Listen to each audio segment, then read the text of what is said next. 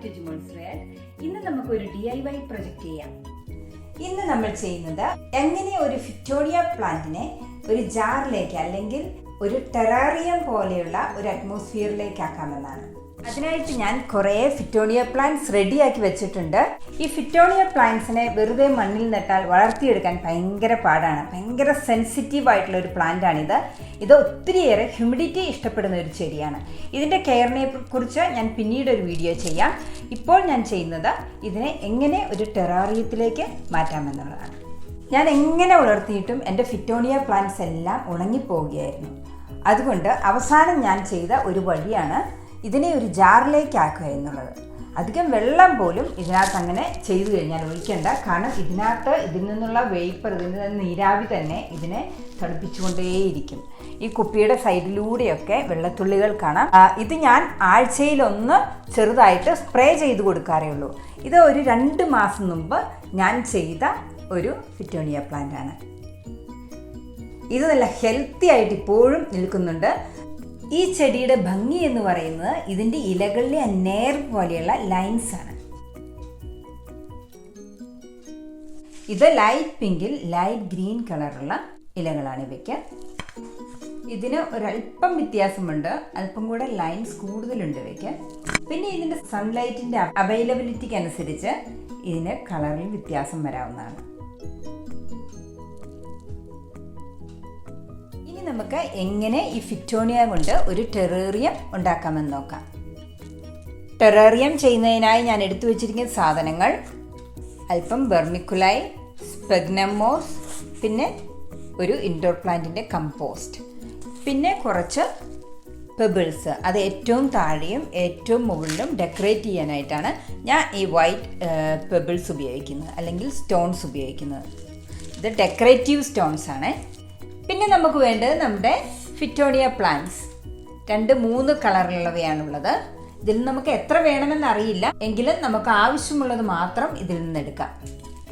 അപ്പോൾ ഇതാണ് നമ്മുടെ ഗ്ലാസ് ജാർ.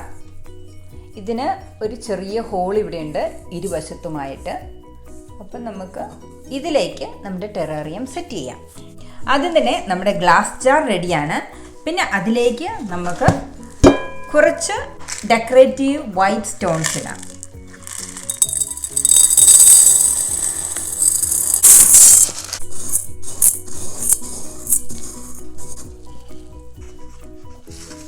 പിന്നെ നമുക്ക് കുറച്ച് സ്പെഗ്നം മോസ് അതിനകത്തേക്ക് ഇടാം. അപ്പം നമ്മുടെ മോയ്സ്ചറൊക്കെ അബ്സോർബ് ചെയ്യുന്നതിന് വേണ്ടിയാണ് ഈ സ്പെഗ്നം മോസ് ഇടുന്നത്. ഒത്തിരി ഇല്ല, കുറച്ച് മാത്രമേ ഞാൻ ഇടുന്നുള്ളൂ. പിന്നെ വെർമിക്കുലയും, ഇത് വെർമിക്കുലയാണ്, ഇത് പെബിൾസ് പോലെ ഇരിക്കും. ഈ വെർമിക്കുലയും ഈ കമ്പോസ്റ്റും കൂടെ നമുക്ക് നന്നായിട്ട് മിക്സ് ചെയ്തിട്ട് ഇതിനകത്തേക്ക് ചേർക്കാം. ഇനി നമുക്ക് കമ്പോസ്റ്റ് ഇതിൻ്റെ മേലെ ചേർക്കാം. അപ്പം നമുക്ക് ഒരു വൈറ്റ്, പിന്നെ ഒരു കമ്പോസ്റ്റിൻ്റെ നിറം, പിന്നെ നമുക്ക് വീണ്ടും കുറച്ച് പിന്നെ ചെടികൾ വയ്ക്കുക. പിന്നെ നമുക്ക് കുറച്ചുകൂടെ ഈ സ്റ്റോൺസ് ഏറ്റവും മുകളിലായിട്ട് ഇട്ട് കഴിയുമ്പോൾ കാണാൻ ഒരു ഭംഗിയുണ്ടാവും.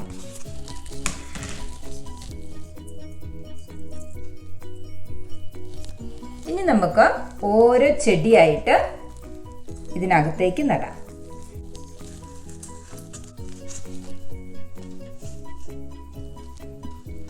ഇതിനുള്ളിലെ കമ്പോസ്റ്റ് ഞാൻ ഇളക്കുന്നില്ല.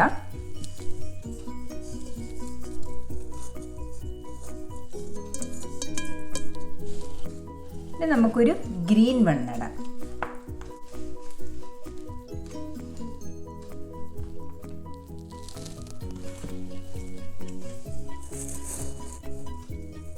ഇത് അതിൽ നിന്ന് ഇളകിപ്പോരുന്നുണ്ട് അതിൻ്റെ മണ്ണ്, എങ്കിലും സാരമില്ല, പിടിച്ചോളും. പിന്നെ നിറം അല്പം മാറിയ ഒരു ചെടി നടാം. ഇതിന് ലൈറ്റ് പിങ്ക് ആണ് ഇതിൻ്റെ കളറ്. നമുക്ക് ആ ലൈറ്റ് പിങ്ക് ഇങ്ങോട്ട് നടാം. ഇത് പല കളറിൽ നിൽക്കുമ്പോൾ ഒരു പ്രത്യേക ഭംഗിയായിരിക്കും. വീണ്ടും ഒരു അല്പം കൂടെ പെയിലായിട്ടുള്ള പിങ്ക് കളർ നടാം. ഇതെല്ലാം ഈ കളറെല്ലാം സൺലൈറ്റിൻ്റെ അവൈലബിലിറ്റി അനുസരിച്ച് മാറുന്നതാണ് കേട്ടോ. എങ്കിലും ബേസിക്കായിട്ട് ഒരു പിങ്ക് കളറാണ് കൂടുതലും ഇതിനൊക്കെ. പിന്നെ ആ ഗ്രീനും വൈറ്റും ആണ് എൻ്റെ ഏറ്റവും ഫേവറേറ്റ്. അത് കാണാൻ നല്ല ഭംഗിയാണ്. ഇത് ഒരു വളരെ ലൈറ്റ് കളറുള്ള ഒരു പ്ലാന്റാണിത്.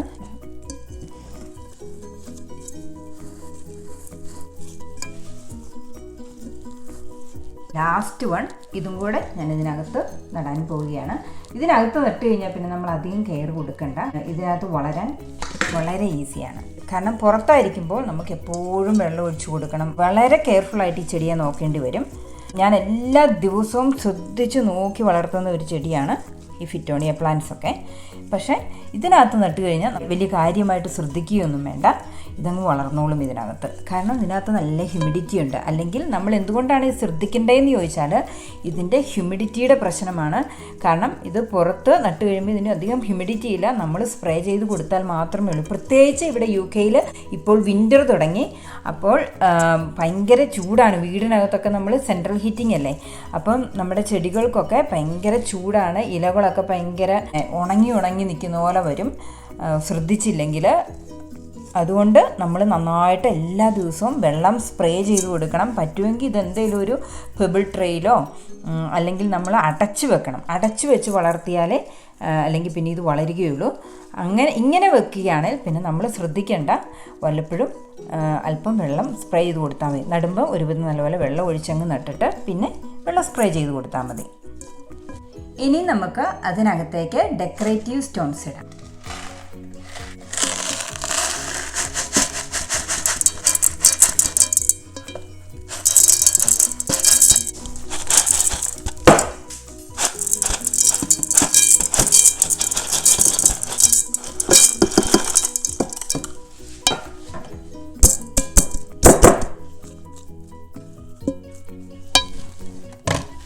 ഇപ്പോൾ ഇത് ഈ അവസ്ഥയിലായി. ഇനി നമുക്ക് ഇതിൻ്റെ ഇലകളിലൊക്കെ പറ്റി പിടിച്ചിരിക്കുന്ന ആ വൈറ്റ് പൗഡർ നമുക്ക് വെള്ളമൊഴിച്ച് മാറ്റാം. അങ്ങനെ ഇരുന്ന് കഴിഞ്ഞാൽ ഇലയുടെ ഭംഗി കാണാൻ പറ്റിയില്ല. അതുകൊണ്ടാണ് നമ്മൾ നല്ലപോലെ വെള്ളം ഒഴിച്ച് ആ കല്ലുകളും ആ ഡസ്റ്റി ആയിട്ടുള്ള വൈറ്റ് പൗഡറൊക്കെ നമ്മൾ കഴുകിക്കളയുന്നത്. ഇനി ഇതിനകത്ത് പ്രത്യേകിച്ച് വെള്ളം ഒഴിച്ച് കൊടുക്കേണ്ട ആവശ്യമില്ല. ഇത് കഴുകി കളയുമ്പോൾ തന്നെ ഇതിനകത്ത് ആവശ്യത്തിനുള്ള വെള്ളം ഈ ചെടിയൊക്കെ കിട്ടിക്കഴിഞ്ഞു. അപ്പോൾ നമ്മുടെ ടെറാറിയം ഇവിടെ റെഡി ആയി കഴിഞ്ഞിരിക്കുകയാണ്.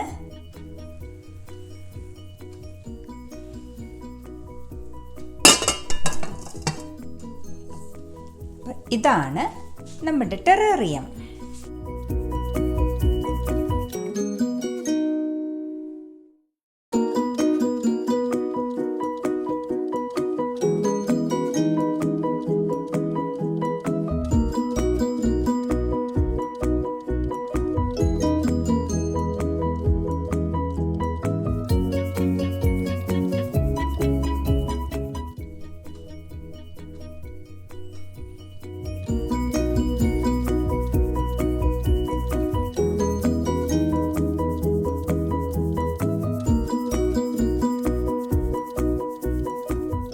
എൻ്റെ പല കൂട്ടുകാരും എന്നോട് ചോദിക്കാറുണ്ട് ഇപ്പോൾ വീഡിയോ ഒന്നും ചെയ്യുന്നില്ലേ എന്ന്.